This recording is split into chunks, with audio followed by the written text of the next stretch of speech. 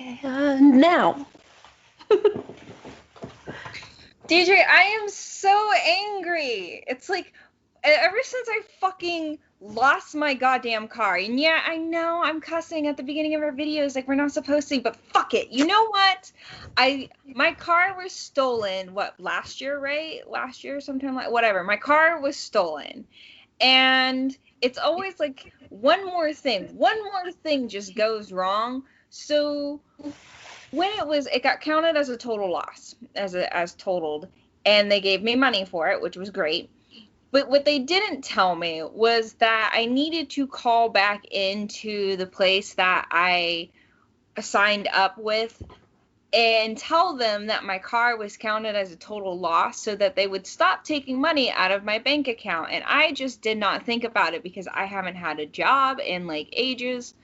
And so I didn't want to look at my bank account as it was slowly depleting, bleeding money. So I didn't really think about it until I got my new car here, my new used car here. And I was like, I really should trade it out. And I remembered, I've been paying for this car insurance and not have a new car. And I called them up and I'm like, yeah, so how is this going to work? And they're like, well, you were supposed to call us. And I was like, what do you mean I was supposed to call you? Didn't you guys freaking tell me it was totaled? And they're like, well, yes, but that's what those people over there said. That's not what we over here said. You needed to call us. If I had the power of She-Hulk, I might have needed a third car. I was about to flip some shit. That's all I had to say. And I was like, I couldn't yell at anybody, but at the same, I could have totally gone off, but I roll intro.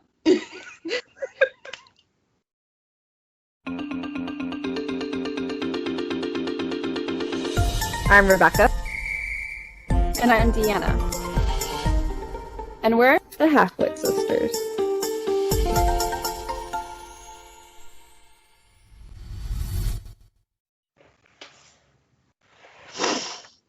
And so welcome back.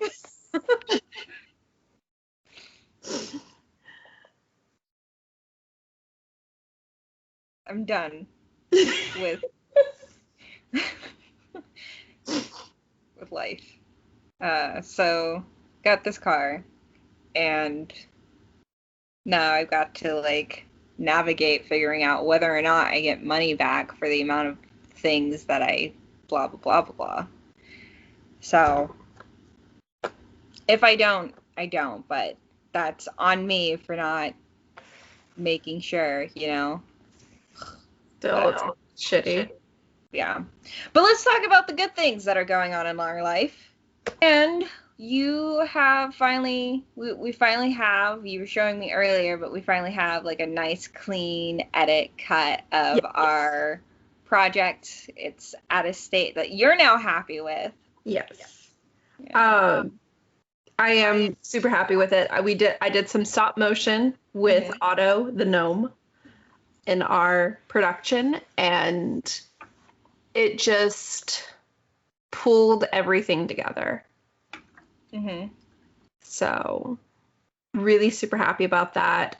At this point, if that's what we submitted, I'd be happy with it. I was able to boost the audio so we don't have to do any try to dub anything, which was going to be awkward.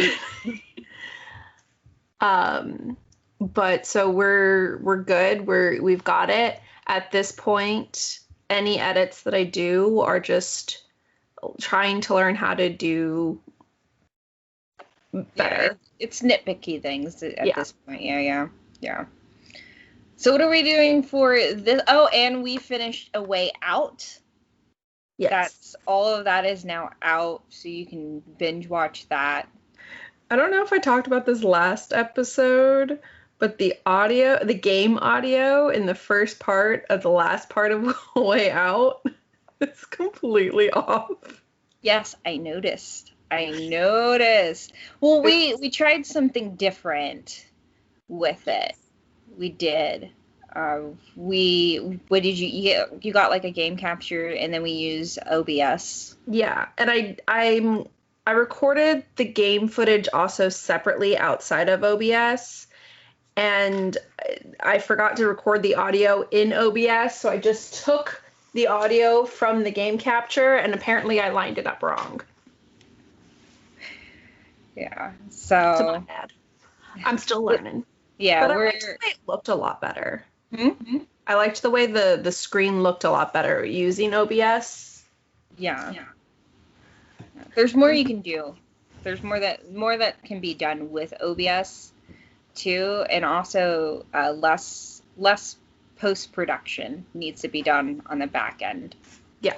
I just like how like you got your nice clean little cut, and then there's clearly me in the fucking with the With the Skype. It's like, so fucking funny. Yeah. So okay. So what are we talking about today? Oh, today is review day, isn't it? Yeah. Isn't it? Have Yes. you the list? Can you send that to me? Can I send that to you? I wrote down some of it. We have some things that we're talking about, and we were talking about a lot of things in our last episode that we wanted to get to, but we're only going to get to some of them.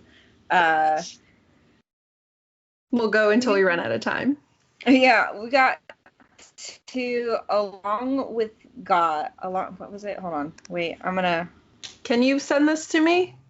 I'm just gonna send it to you. Why? When I can just share my screen. Because while you're talking on your part, I can start looking up the other stuff. Look at her. Look at her. Freaking. How do I stop sharing my screen now? Stop sharing screen. Look at her trying to be all freaking reasonable.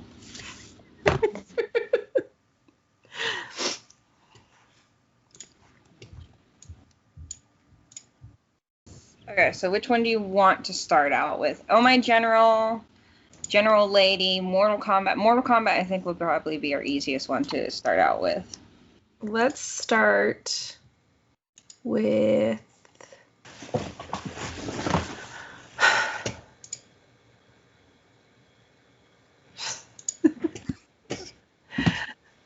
Along with the Gods, the Two Worlds.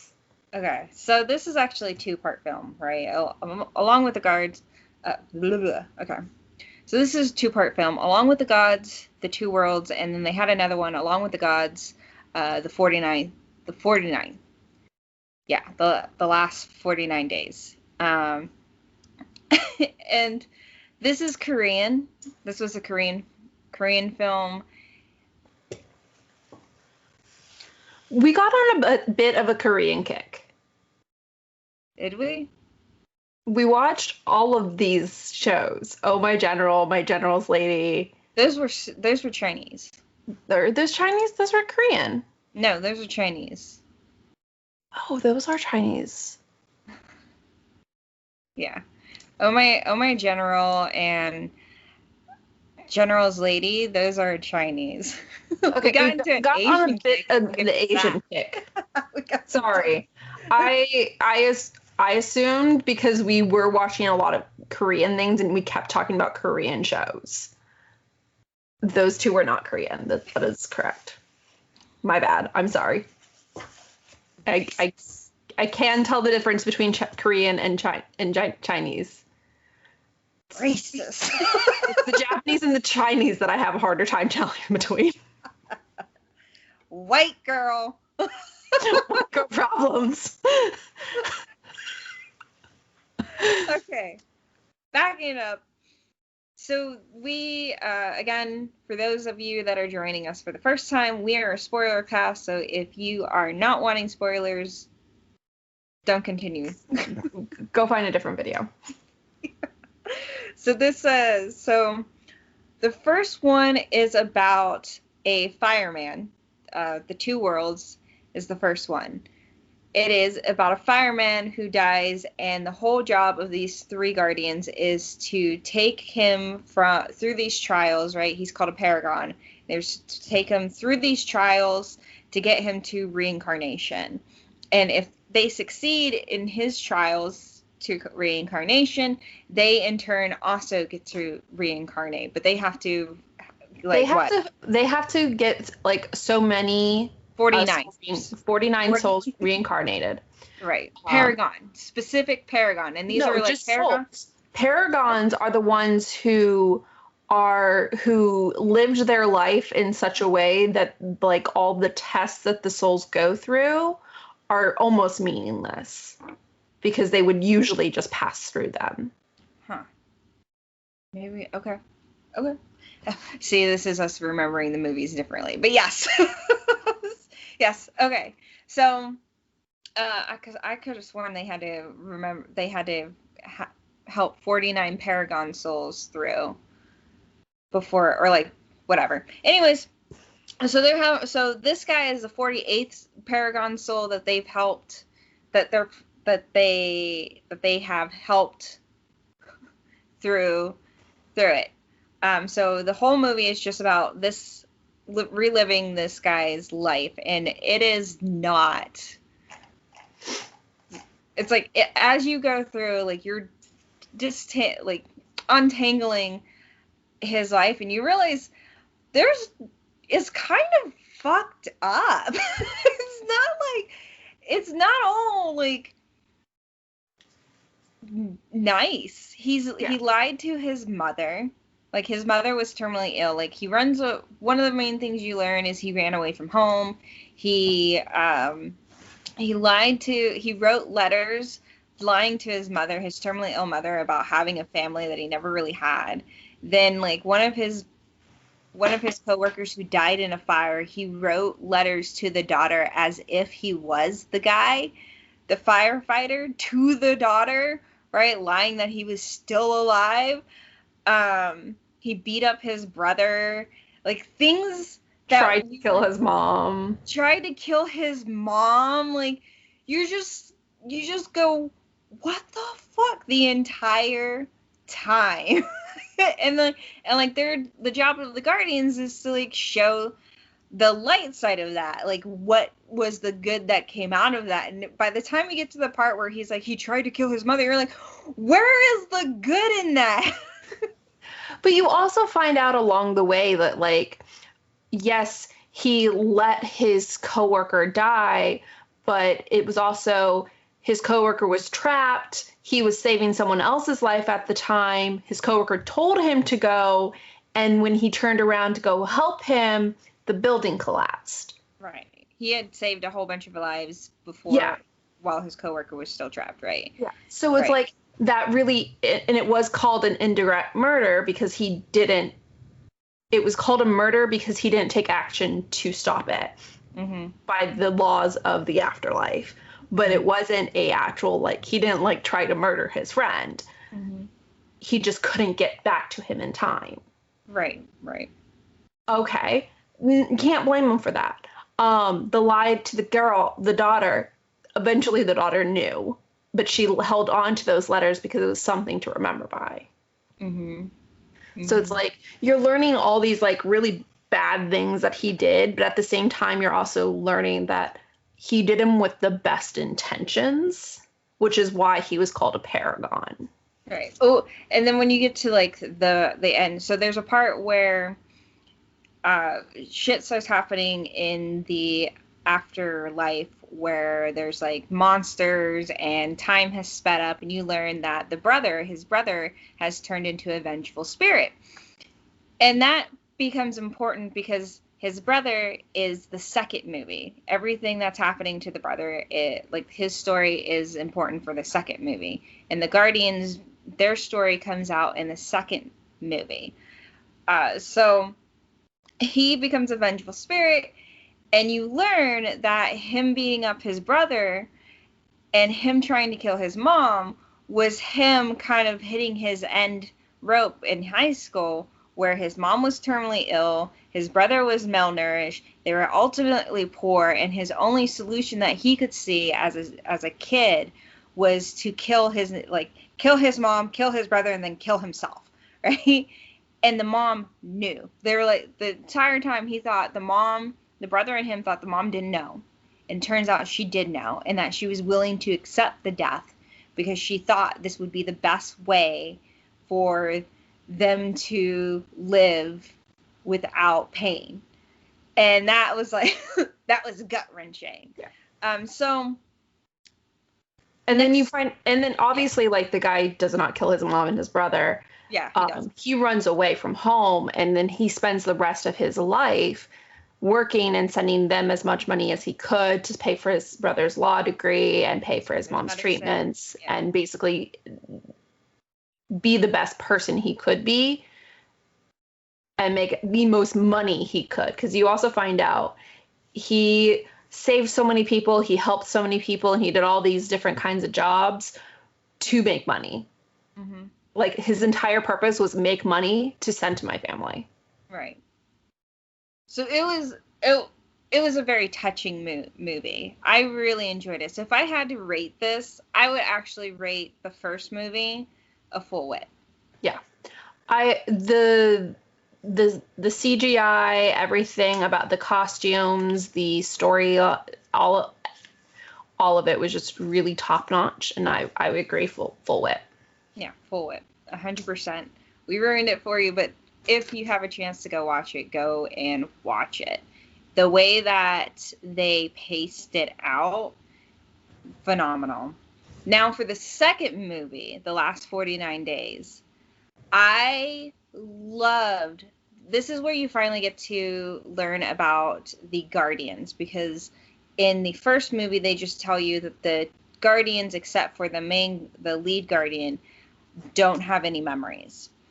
In the second movie, they go in depth into the history of the Guardians, like who they are, how they ended up dying, and why they are going in this direction.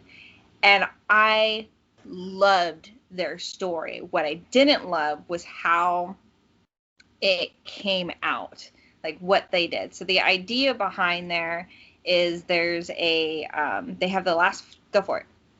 It felt like two different stories happening in the same movie. It was two different movies. Yeah, it was two different movies. You had the head Guardian trying to help the brother, who at this point, the brother from the first movie who became the Vengeful Spirit, go through the trials, which was like 4 trials, but go through the trials and realize that he had died, that he had been betrayed by 2 of his most loyal people. He had a wrongful death. Right. Yes, thank you. He had a wrongful death. And the guy, he's like, the brother's like, I don't want to go through. The brother didn't want to be reincarnated. He's like, I don't want to be reincarnated. But the lead Guardian's like, I want you to be, or I want to go through these trials because of his own personal reason. And he's using the brother as that boon to get through. Okay. There's a noise on my end. Ignore me. So the other two Guardians are in the human world because they're trying to grab the spirit of this old man who's been alive past his expiration date because of a house god who is bound to a pot, who's been keeping this dude alive. And every Guardian team that has been sent to claim this soul has failed because of the house god. Well, it turns out, because plot, this house god knows these Guardians and knows their history and decides, hey, you know what? I'm going to tell you guys about who you are. And so they... and so while they're there... They have time to kill because they've agreed to wait until the kid gets to elementary school, and then they'll take the grandfather's soul, and that's all the household god wants is just like wait till he gets to school. And so they're like, oh, we have time to kill. Well, why do we have time to kill? Since you know us, tell us, who are we? Yeah, and the shitty part is it's an actual interesting background. It's so interesting, but it's such a shitty way of going about it. Yeah. It was terrible. Like, sit down, my children, for story time. Yeah. And then, like, they get upset about their past lives. So what it is like, the girl turns out to be like, turns out to be part of the enemy, and the guy, he's he's part of the allies or something like that. And I don't know. It's not like Huns versus the Chinese, right? It's not like that. They have like specific... a northern tribe. Yeah. She's part of this northern tribe that the other guy is trying to wipe out. Mm-hmm. And she's taking care of orphans. Like, right. Everyone who she's taking care of, they're orphans. She's an orphan. They're just trying to survive. Right. And he's like some fierce warrior called White Cat or something like that. Yeah. And so they, through some sheer plot of... Your video froze. I can't do anything about that. Turn your camera, like, hit your little camera button and then turn your camera button.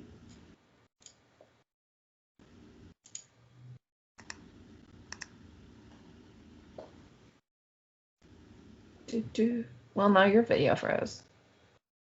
Because I turned it off for a second. Mine's not coming back on.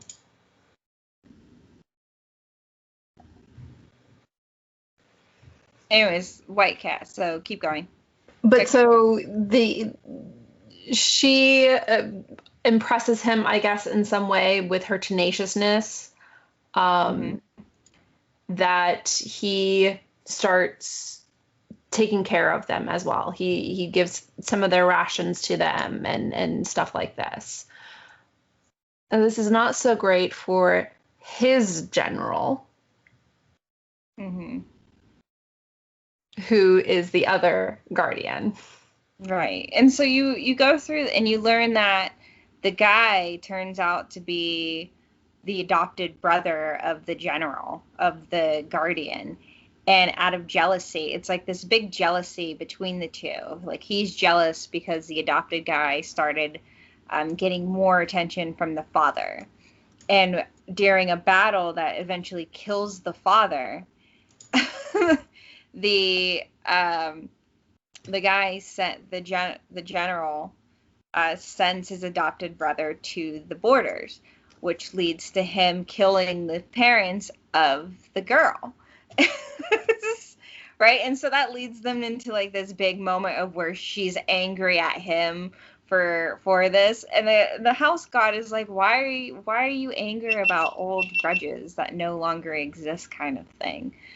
Do you know you need to hear more of this? And then you learn like the three of them eventually get into this final fight where the general comes over, knows that the adopted brother has been giving these supplies off to these ruffians, and decides that he's going to make him pay for it. And he kills his adopted brother, then he gets killed by the girl, and then one of the gods show up and turns them into a guardian. And as punishment, turns out part of the punishment is for him to go through the next millennia as a guardian with these two other people, with them having no memories of what they are, and him having all of the memories. Hey, Becca, I think we're going to have to hang up and call again. My camera's not coming back on. Fine. BRB. Honestly, I like this camera better. I don't like your other camera. I like it. This one's easier to deal with. This guy's name is Ming, and I think he's the cutest one in the whole BT12 bunch. But yeah, so This one's name is Chimmy, and I think he's the second cutest in the whole BT12 bunch. These two were made by the two guys in BTS that I stand the hardest out of all of BTS, which is Jimin and J-Hope. And I tried really hard not to freaking like be biased against any of BTS, but as I grew and grew with BTS, I could not help but like stan those two guys, Jimin and J-Hope. And it's just because I love how much and how awesome they dance. I'm done.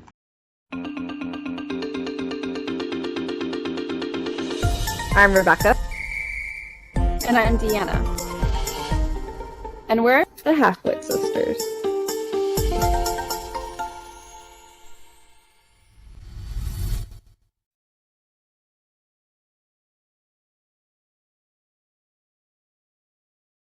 no, so going back to Along with the Gods in the second movie, The Last 49 Days. Yes. It was a good movie. I loved the Guardians backstory. Hated the way it was delivered. The brother amused and annoyed me, but the way the main Guardian was handling him. The Really fishing. good. Huh? The fishing. Yes, that was probably the best part. Just used them as freaking bait, a carrot on a stick, essentially. I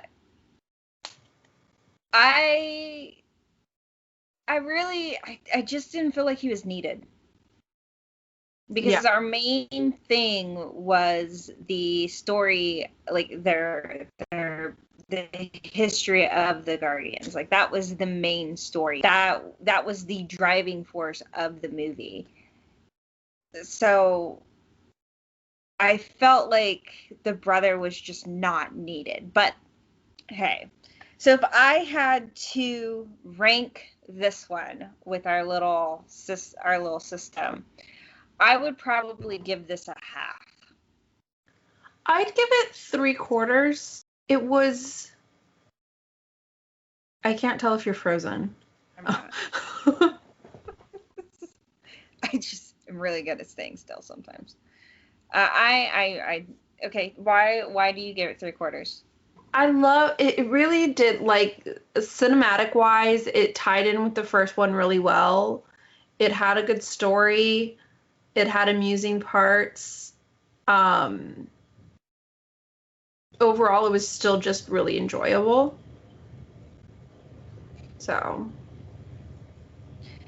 I'm giving it a half because I felt like, one, it felt like two different movies.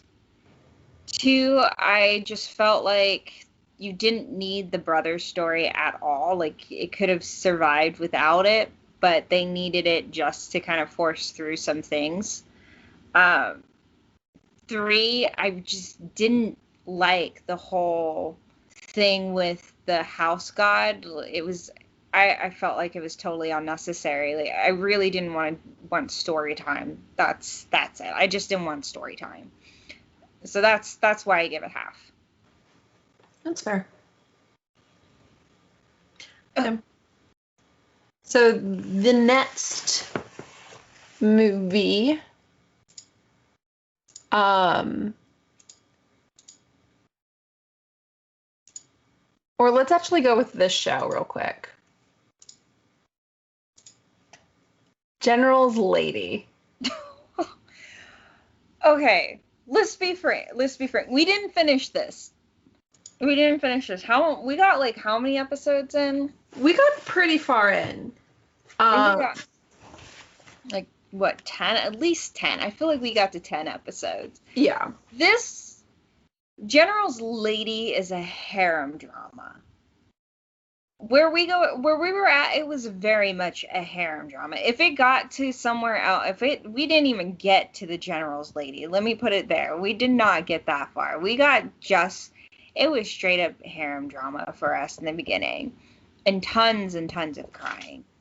The crying was one, very annoying, but also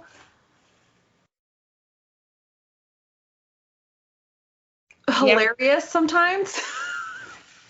Well, so like the other thing is we could not keep up with like who was who. Yeah. We could not. We're like, who's little miss, who's sixth miss, who's third.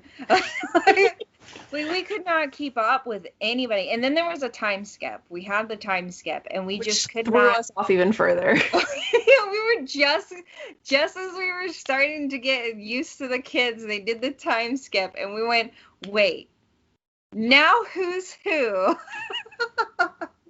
So one of the great things about webtoons, which is where a lot of these things are kind of from, webtoons and light novels, is, especially with webtoons, they usually keep the same color scheme or hairstyle. So as you're still learning all the names of the character, I'm like looking here, it's here. As you're still learning all of the character names, you're still familiar with their faces. That is not the same, because I'm sorry. I am able to distinguish people, but it is still hard when you're learning 3 different names for the one person. I mean, and that's the thing. Is like China has 3 different names. They have the birth name, the courtesy name, and like a name you choose for yourself. And in these shows, they even like, depending on like how they married in, you have like the main wife, and then there's like the concubines, and then each concubine has like its own name, like second miss, little miss, whatever, like, and that was definitely hard. And then you had like the daughters or the sons, and you were trying to keep up with like first son, third son, little miss, sixth miss, and it was just like, I cannot. So we're talking about this harem drama, and so he had a total of 3 wives, right? The main wife, and then two concubines. Yes. And where we were at by the time we had quit, when we realized we weren't watching the right drama that she wanted to watch. The third wife had died, and that left her only daughter to be taken care of by the grandmother. That's where we were at. And that was 6 miss. And we had finally figured it out when we that was the only thing that we understood. And then the final thing that we were trying to get was like who was interested in 6 miss, because we knew like earlier on there was a guy who had played like darts with her, like a game that was essentially like throwing horseshoes or something like that. It's like a cross between horseshoes and darts. Yeah, this arrow game into this pot. And I don't know if he was the one during the time skip that still had a crush, but this guy kept giving 6 miss these gifts, and she kept giving them away. And the guy just kept seeing his gifts like with all the other sisters, and he's just like, where did you get that? It was just like so funny. But we were trying to figure out who the little kid was to the adult, and this wasn't working. It wasn't working. Mm-hmm. So that where we left off, it got to a point where we just couldn't handle the crying anymore. Like it was It was like watching one of our grandma's novellas. The funniest crying scene, I think, though, was when the concubine, after the Sitzman's mother died, the concubine crying and then acting like she passed out. Oh, yeah. Oh, yeah. That happened multiple times. And, like, the big miss is what they call the one that's the main wife, was just like, the nub! The nub! Oh, my gosh. So what would you rate, like, what we had seen of that series? What would you rate it? I would give it... See, I think a half is too generous, but a quarter is not enough. Okay. I agree. I would probably give it... how about we just give it, like, between the both of us, a half? It's like a quarter each. A half. Because it was really amusing, and if you're into those dramas, it does have a lot in there. I think we were just reaching, because it took too long. It was taking too long to reach the story line. It's the general lady. We hadn't reached the general lady portion. We were still in the growth phase to that. Well, when we left off, she was finally married to him, right? No. Or am I thinking of a different one? You're thinking of a different one. You're thinking of Oh My General. No, Oh My General is the one where she's the general. Right. Nobody had married yet. In General's Lady. The guy that was in the mask, and she had to wear the mask to stop the invaders. I know which one you're talking about. Shoot, we did watch that one. What was that one called? I thought that was General's Lady. That's not General's Lady. That is not General's Lady. Give me a second. I gotta go to YouTube. I got a long ways to go for history. But anyways, General's Lady was definitely not that one. Give me a second. Let me pull up my YouTube channel. No, that's totally General's Lady. No, it's not. Then which one was I thinking of? General's Wife. Yes. General's that's Wife. Why we kept getting them confused. General's Wife and General's Lady. I was thinking General's Wife. That's the one I've been talking about. General's Lady is the comedy one. Yes. I was like, no, we are totally not thinking of the same thing right now. This is the problem we had with this one. And when you go and look up General's Wife or General's Lady, you get them mixed up. Anyways, yeah. I was talking about General's Wife. Okay. So General's Wife, which I can't pull up a screenshot because it just shows me, tries to get me to go right to General's Lady. Well, no, here, let me just show you what I'm looking at here. This, if you're looking on YouTube, it's this one, General's Wife. Hold on. So. No, I didn't see what it was. You showed the wrong screen. Did I? No. What did I show? It's just your black background. This. So when you're on Google and you this. Are you seeing it? No. I'm sharing the right screen. I'm just seeing your face. There? No. We're a mess. Oh my god. Anyways, I've been talking about General's Wife this entire time. Okay, you should see my entire screen here. Here, this thing. No. Okay, well, whatever. I don't fucking care.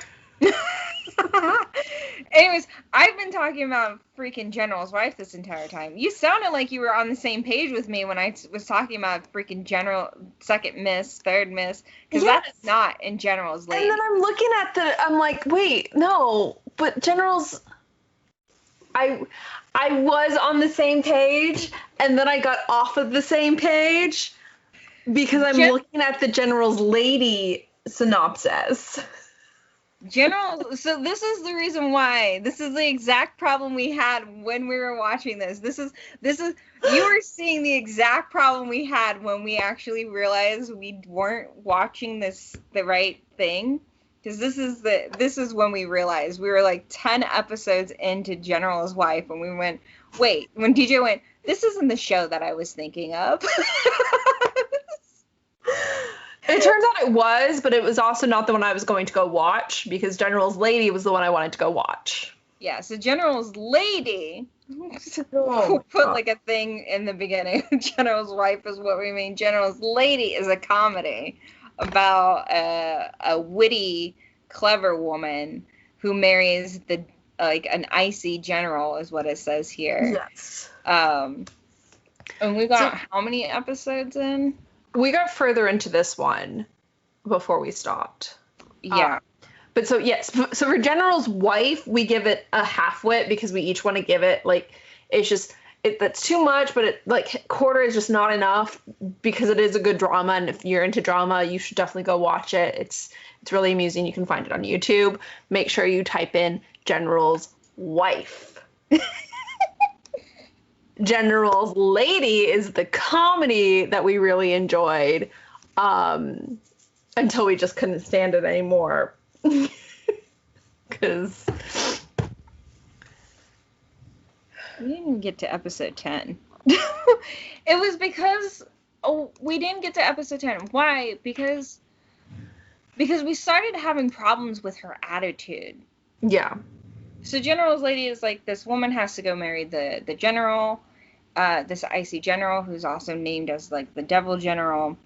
And it was just like she kept complaining and demanding a lot of this guy. And don't get us wrong, it was super funny. Like, there's a lot of funny things that was going on with them. Like, there's times where they tried to lock her in her room, and it was supposed to be like the best lock in the entire world, and she picked it in like 5 seconds. And they're like, the general looks at his guy who's like, yeah, it's the best lock, and he's like, it's the best lock. He's like, and then she locks them in. Yeah. Yeah. And they're trying to give you like this big mystery of this tomb. Like that's where we left off. There was this big mystery of this tomb that he's like, somebody sent her to us. I didn't get it. It felt like such a hack job to add in. Especially since in like the very first episode, she makes it apparent she doesn't want to go marry this guy. She only marries him so that they take care of her mother. Right. And then all of a sudden it's like she reverses that and it's like, I want him. I love him. And this is a big problem with a lot of Chinese shows. Like they don't want to, and then suddenly they do. Like the woman doesn't want to marry the guy, but then suddenly she does want to marry him. Or like she falls in love with him at first sight. It's a hard pill to swallow.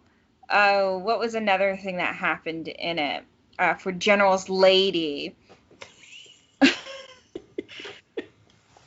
One thing is he's confined her to her room, and she takes a pill that makes her fake death.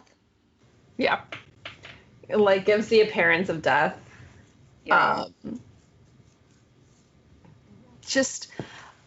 And then the reason why we stopped watched it, he says he's divorcing her. There's always a divorce thing in here. He's like, I'm divorcing you, and then he goes to go stay with his army. And the reason why we stopped watching it is because we freaking hated that she decided to join up with the army, right? And then she was pretty much acting like she was playing there the entire time, right? Everybody else was super serious about it, but she was grabbing like the biggest stuff and acting like it was a joke. It was a giant joke. And it was distracting everybody else. And it was supposed to play into this comedic theme, but it just kind of fell flat. Yeah, it's like she didn't want different accommodations, but she kind of also had to have different accommodations, and it was just like at the end of the day she gets drunk, and it's just like all these different things of like, the first time we see you are dressed as a man, playing games with like the village people to like win bets and stuff like that, and you were this obviously intelligent man, and you lose all of that in the very next scene. Yeah.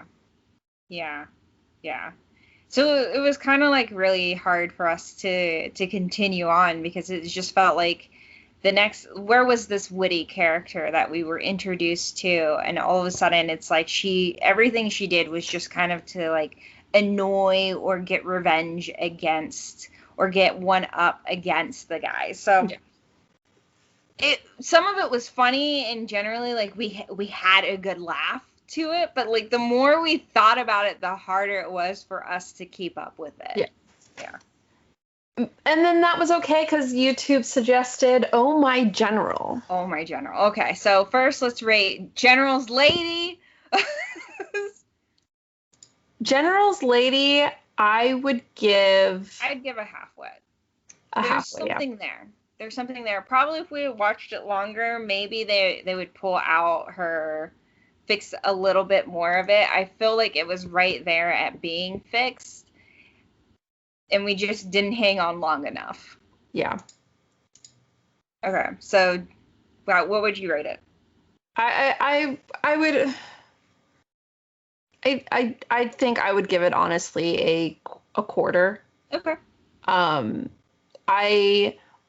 While General's wife annoyed me with the crying, it was really just the crying and the slow start that got me. That's why, like, if we had given it longer, I think I would have enjoyed it. But this one, like, just the longer it went on, the less I was enjoying it. I can see that. Okay. Oh My General. Do you see it now? Yes, I see it. I see it. I saw it for like a split second. I don't know, but like when I go into like the whatever, I see some of it. We'll figure it out. Whatever pops up during our thing, but yes. Oh My General. The misogyny. Oh. The misogyny. So straight up what they tell you is this lady has been pulling a Milan. She's been masquerading as a man, protecting the borders and stealing back land from the enemy that killed her father and two brothers. And then she gets the emperor wants to recognize her and reward her, and that's when they learn, when she's coming back to the capital, that's when they discover that she's a boy, that she's a girl. That she's a woman. Yeah, that she's a woman. And immediately everybody's like, how dare she lie to the emperor, we should kill her. And they're like, no, like it's a split down the middle. People are like, we should kill her because she lied to the emperor. And then the emperor goes to his like mother or whatever and says to her, what should we do? Right? The emperor's like, we shouldn't kill her because we've had female generals in the past and she's protected our borders for 7 years and been super awesome about everything. We should reward her. Yeah. What they decide to reward her with, almost, I wish almost verbatim is, she's a woman. Every woman wants to be married. Once she's married and has kids, she'll just go back to being your everyday woman.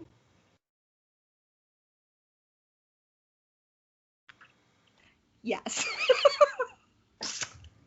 We were like, we just sat on the couch like, pause. What?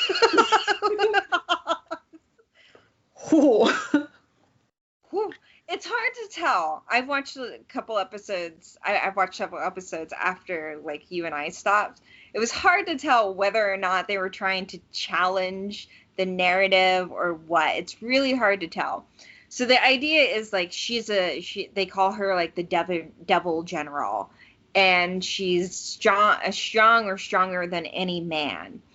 And the person that she's marrying is the opposite. So if she has all the masculine traits, the guy has all the feminine traits. And they really do accent that because he's the pretty boy. They literally say this several times. He's the pretty boy. He's the straight up pretty boy of the city. He's the guy about town. Everybody knows him. When he dances, like everybody falls in love with him. There's a scene that's straight up like somebody tries to come to him and say, hey, like a guy who's like, hey, come and entertain me, you pretty boy. I know you want to be with another guy kind of thing. And it's like these little things. So he is told he has to marry the devil general. And all of a sudden, he is all up in the air, like all up in arms about his masculinity to this woman. He already has like 3 concubines of his own. But now he's all of a sudden is upset that he has to marry this woman that is way more masculine than he is. She has all these accomplishments, and he doesn't care about any of that. It's just that everyone keeps and I'm not sure if it's bad translation or just it's actually how they meant that to be, of being like, oh, he's marrying into her family, even though that's not how it was. It was she married into his family, but they like played it off of like he's gonna be the wife, and he's like, no, I'm the man. And well, it wasn't just that. Nobody outside of like the emperor cared about her accomplishments. Like she meets her mother-in-law, and the mother-in-law is like, no, you need to meet and greet me every day and act like a proper woman. Like you have to be dainty, you have to be this, right? Yeah. And you have to follow, like they even have there's like a whole little plot line that was like dedicated to making her a proper wife, a proper woman, and it came from her sister-in-law, from the concubines, from his concubines. She's like, no, show me what I have to do. Like, let's have lessons here. Right. And so it was, and rightfully so, she's struggling with it. One of my favorite scenes though was when she is she's right there in front of all of her generals, and she says to them, like all of her male generals, and she says to them, hey, I want you to go back to your sisters-in-laws and your wives, and I want you to ask them what makes a proper wife. And they're all like, why should we know? And she's like, because I need to know. That's why you should fucking go now. It's like, why shouldn't you also know? Like, if I need to know, you need to know. Why shouldn't you know? Like, go know. It's like, it's the funniest thing. Right? And it's hard to know whether or not that was like, but as you get on later into the series, they move away from that. So her storyline for like the first 10 episodes is her struggling with her balancing out these very clear masculine traits that she's developed and needed to run her army against the feminine traits that everybody wants her to have. Tell me about his traits, Deej. Well, first I want to say one more thing on her. She tries her best. Oh, yeah. She she does everything she can. She's super understanding. She's like, look, I know you didn't want to marry me. On their wedding night, she's like, you don't have to sleep with me. That's fine, but you remove this veil. Mm-hmm. You want to run around town? Fine, you do that. But when your mom calls, come back, because then she gets mad at me. Yeah. So she is super understanding. She doesn't like try to like beat the concubines out and tell them to like go away. She puts one of them in charge of the household affairs. She actually wanted them to be pretty. Yeah. They're like, oh no, we can't be pretty. We shouldn't be pretty. We shouldn't put on makeup or anything like that. We Take should all the jewels off. Yeah. Right. She's like, and like the very next scene, she's like, oh, I'm so excited to see the pretty girls. I'm so excited to see the pretty girls. And then they come in, they have nothing. And she's just like, well, I have all these pretty things for you. Go be pretty. Yeah.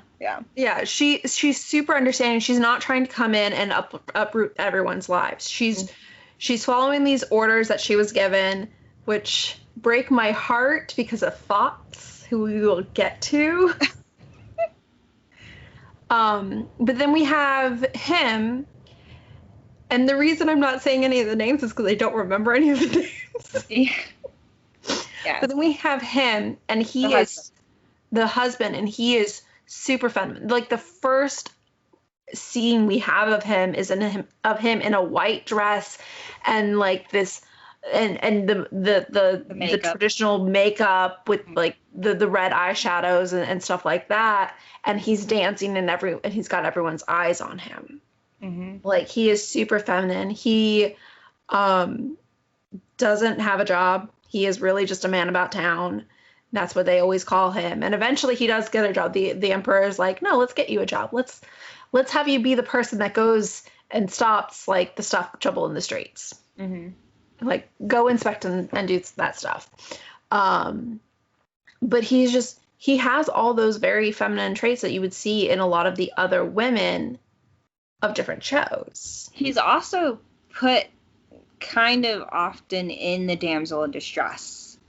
Like in some of the beginning episodes, he is put in the damsel in distress. So when he was given his position to be like one of the street patrols, I think. In charge of the street patrols, yeah. Yeah, in charge of the street patrols. He gets knocked off the horse and gets thrown, right? He gets caught, right? But that's like a very clear damsel. He gets caught by fox. Yeah, it's a very clear damsel in distress moment.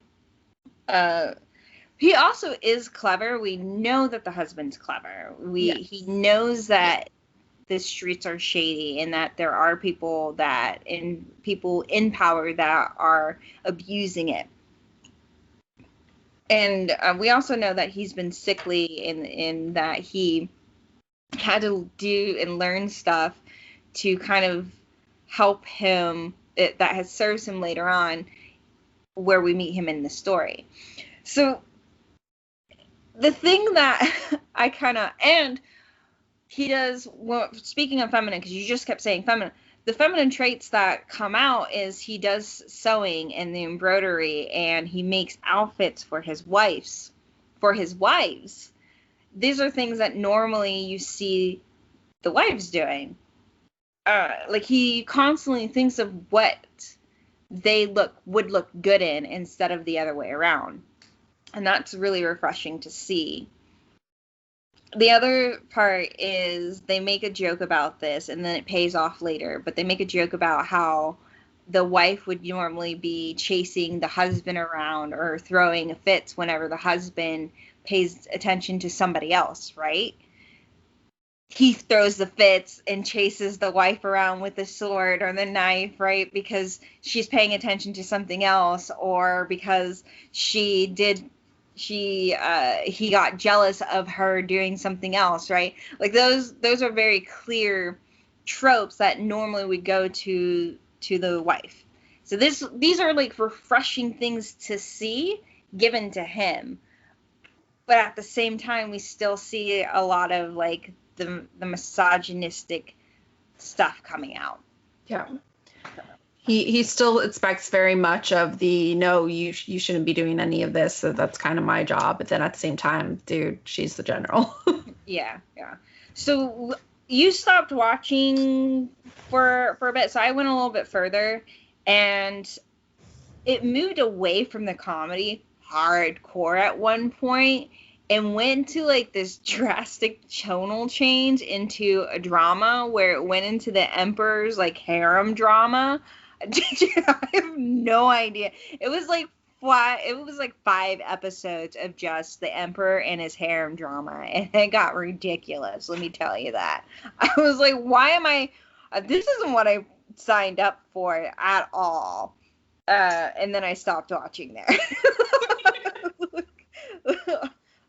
It's like 60 episodes for anybody that's interested. I don't know if I'm going to go back and watch just yet, but that I'm interested to see like where they go from there. I just don't. I like that they give some of the more feminine tropes to the husband. I did like that. Yeah. I was enjoying it, but I think I was having that same issue with General's Lady, where the longer I was watching it, the less interested I was getting in the story. Though there were like threads that I was like, I would like to see that explored more, mostly because I'm like, they revealed that they have a past together that he doesn't remember. And so it's like, I would like to see more of that revealed. And also, I want her and Fox to be endgame. And Fox is another character in the show who is her advisor, who found out she's a woman back when they were fighting the enemy and securing the border, due to an assassination attempt. And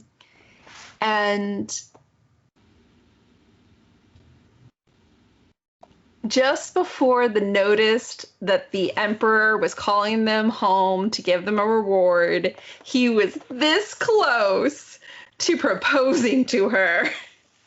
After they were having this conversation of who would want to marry me, because she knows that she is not the delicate flower. And Fox truly loves her, and it's adorable, and now he's like a drunk because he had to let her go, and it was just like, I want them to be endgame, but that's fine. We're like, what if he became one of her concubines? Yeah. Right? Like, really throw the narrative off, right? That would have been something to be interested. It's like the second man syndrome or second lead syndrome, right? Yeah.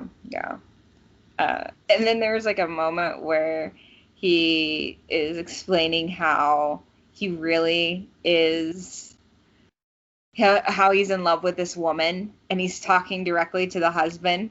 And he's like, she had to marry this asshole. Yeah, and the guy's like, well, hey, what if we like really just destroy the reputation of that asshole so you could end up with that woman? And Fox just looks at him and goes, uh-huh. So later the husband finds out that Fox was in love with the general, and he's like, oh. Yeah. You were talking about me. Yeah. So, okay, so what would you rate it? I would give it a halfwit. I'd agree. If there wasn't, the tone shift is super drastic when you get past the episodes that you and I had watched. Like they get to a part where every noble or every man has to kind of go into the military, and that means like some of the nobles end up going into it, which of course means some of them don't like the fact that the general is a woman, and that creates some drama. And it's a huge tonal shift where that just changes the whole thing. If it wasn't such a drastic change from the comedy that we had just had to this, I would probably be a little bit more lenient with it. But that was just real hard to stomach. And then you move from that straight into that harem drama, taking away from the two main leads that we were focusing on. That was like, you just sit through it and go, why? Like, these weren't the people I signed up to watch. Like, they're there, but now they're on the edge, and it's just not as fun or engaging. So I'd give it a halfwit too. I will say one of the things I loved with the casting too was the general. Well, is a gorgeous woman. She also isn't the very soft, delicate lead that you typically see in these Asian dramas. Yeah. She has a very strong features, and she's still literally gorgeous. I wish we could, but if we could find a way, can we also just put in like a scene of like every time like there's like a moment that they fall, like, you know, that people are like looking at their love, because it's always a dramatic like scene of like hair blowing in the wind. It's always like a dramatic hair blowing in the wind, blowing robes and capes. It's so over the top and funny. Yeah. And the costuming. This drama, Oh My General, is probably one of the most vivid colored dramas shows I have watched. Yeah. They really lean on the colorfulness of the dress, of the dresses and the robes that the people wear. Mm-hmm. And it is absolutely gorgeous. I want all her outfits. Just like I want all the generals' outfits from General's Lady. Okay. All right. So we've got one more movie. We've got time enough for one more movie. So let's go ahead and talk about Mortal Kombat, since we put that off long enough. Yes. Let me see. Can I share this? Will it go? Who knows? But Mortal Kombat. Boyfriend was super excited about this and wanted to watch it. So as soon as we were able to, the three of us sat down and watched this. Yes. And it is exactly the movie it should have been. Yeah. It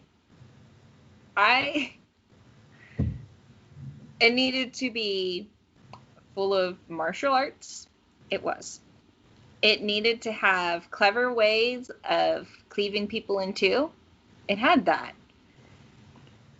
It needed to talk about people dying in mysterious ways. It did. And talk about Earth champions. And it had plenty of that. It did not need a romance plot, and it didn't have it.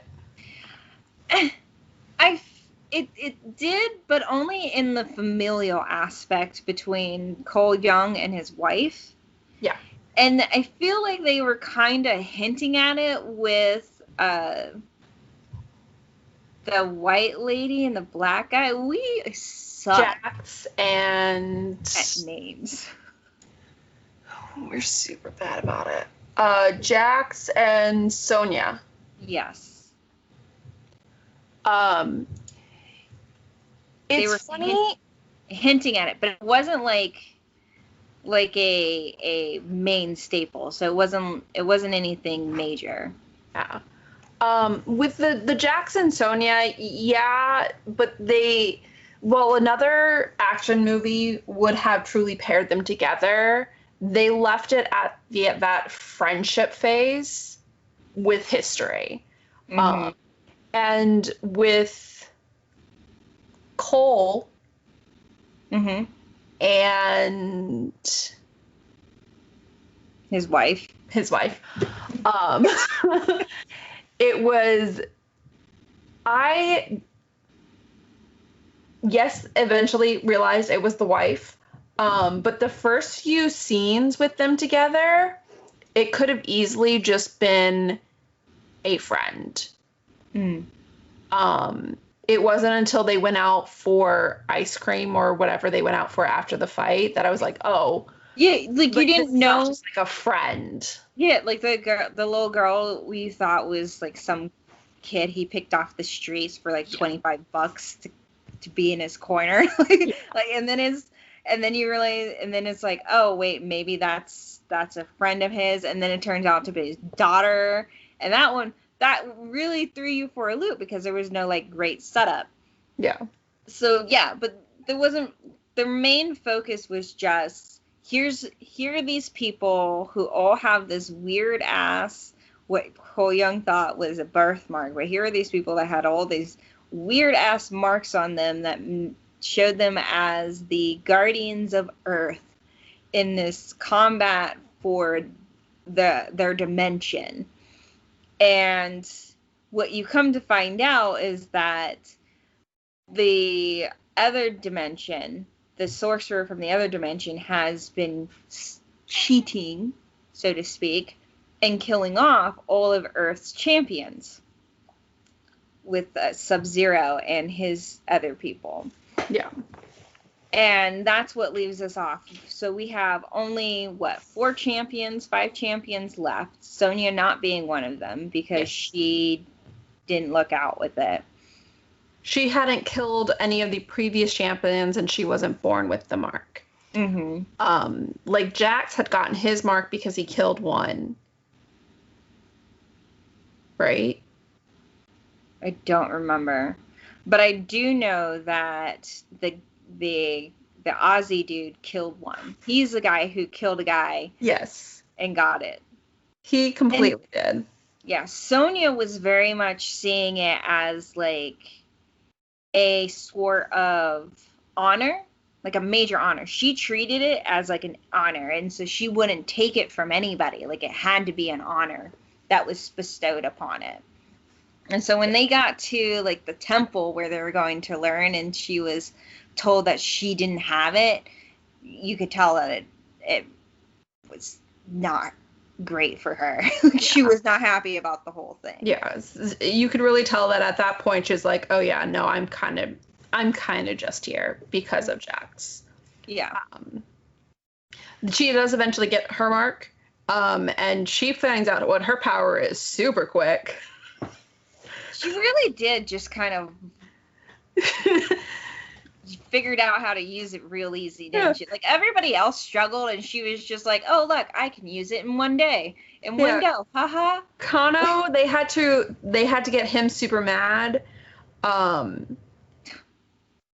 be able to use it. That entire scene was just so dumb. That entire scene was it was painful. They're like, we have no other idea on how to get these people to like unlock their things and then have everybody sit down for din din and then insult each other. Yeah. Like Kano had to get riled up, and then he had laser eyes. Laser eye. Cole had to basically almost die trying to save his family. Sonya really his family almost had to die basically trying to save him. Yeah. It was the other way around. They very much, it was 2 ladies that got put in damsel in distress mode. Yeah. I was so angry. I was yelling the entire time. If they fucking get fridged, and they almost did, quite literally, by the way, because they got Sub-Zero. Like, so yeah, and then Sonya gets her mark, and she's in her battle, and she just like instantly, I didn't quite mind it because she had been watching everyone else train. Mm-hmm. So she like knew what to do, but it was also just like, yeah, she just like knew what to do. It was fine. Mm-hmm. Mm-hmm. Just not great story writing, but whatever. And we weren't watching it for the story. Yeah, right. There's no what story? And Jack's like arms come out with like these little spindly arm things, and then his whole thing was again damsel in distress moment, ladies stuck underneath some shit. How do you you know what? A lot of the women, now that I remember, a lot of the women were just existing to move the male plots forward. Fuck you, Mortal Kombat. Yeah. Wait, who did Sonya? Did Sonya kill Kano? Yeah. Okay, yeah.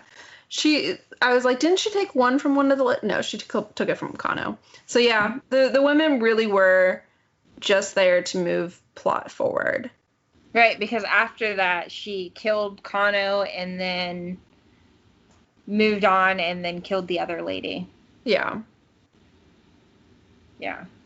But yeah, but all in all, it was an enjoyable film. If you're watching it because you're a fan of Mortal Kombat and you're a fan of some gore. I mean, Liu Kang, like, really freaking... His little saw hat, that was just... that was just so good. Yeah. By far one of the more goriest kills. Yeah, and then when Scorpion came, I enjoyed that. It was kind of funny because you really did, when Sub-Zero and Scorpion had their fight, it was literally, you had all the fights everywhere else, and it was like, oh, it's a movie. But then that one was just like, we're going to put you on a stage. And it was like, all right, fight.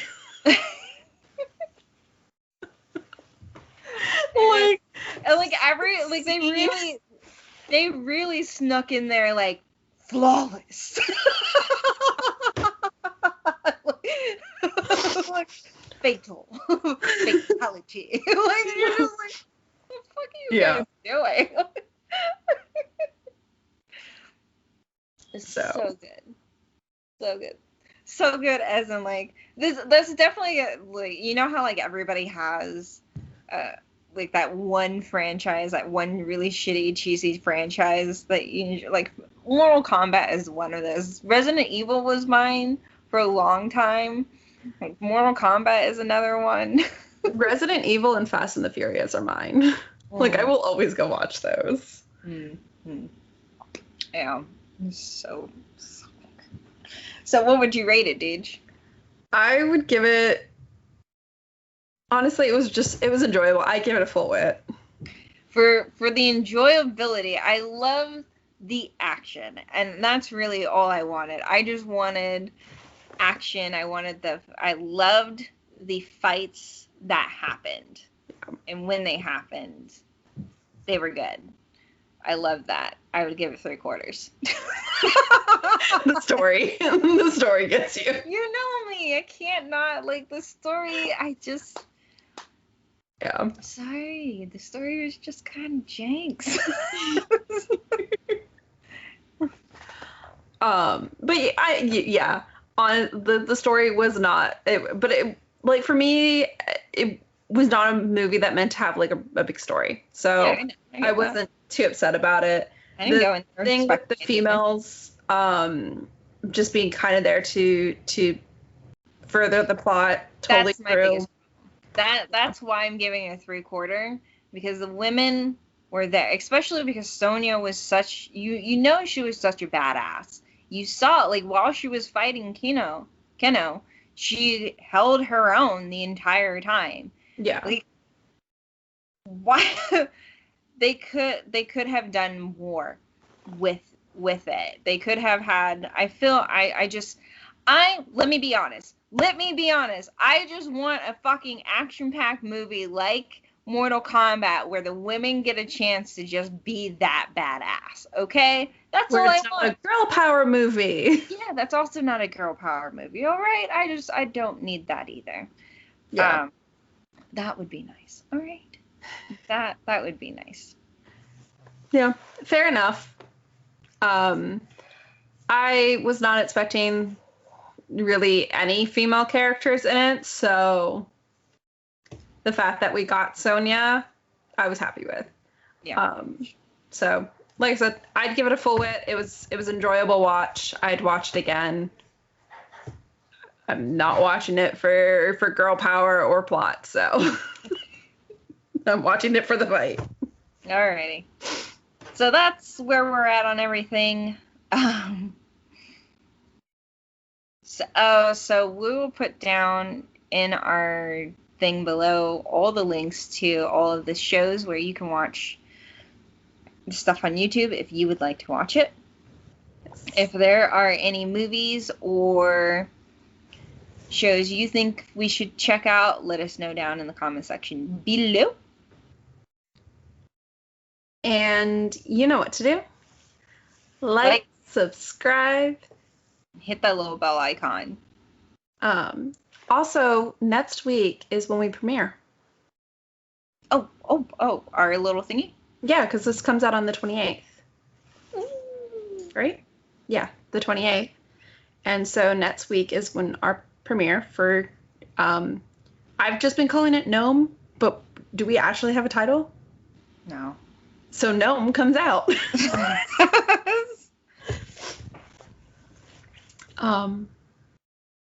So yay. Okay. So we'll see you all then. Bye. Ciao.